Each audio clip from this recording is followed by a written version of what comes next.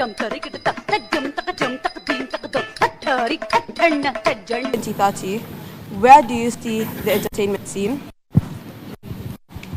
Well, as you know already, we have the creatives as part of the curriculum of the competence-based education and training. So first, it is mainstreamed in our learning processes in the country. But maybe listen to you. Where do you think this should be? In my opinion, it will be very far ahead. Considering I've watched a few of the presentations, they're very beautiful.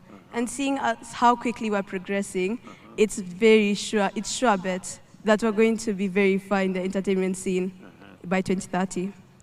Okay, and can you picture for me beyond 2030? What do you see? I see performances everywhere. People gathering, being united by music. Yes. So that's the future? That's the future.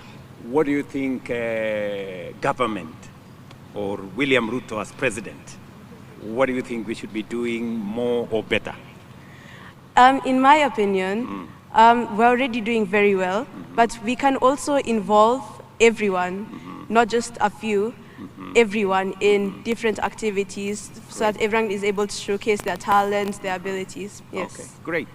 So I just want to give you one decision that we have made. All along, as I have told you, this was extracurricular, activity. Yes. But now, with competence-based education, this is no longer extracurricular. This is now mainstream education. And as a result, in the past, this used to be funded by well-wishers and, sports fund and others. But now going forward, this will be put in the budget the same way we are doing competition.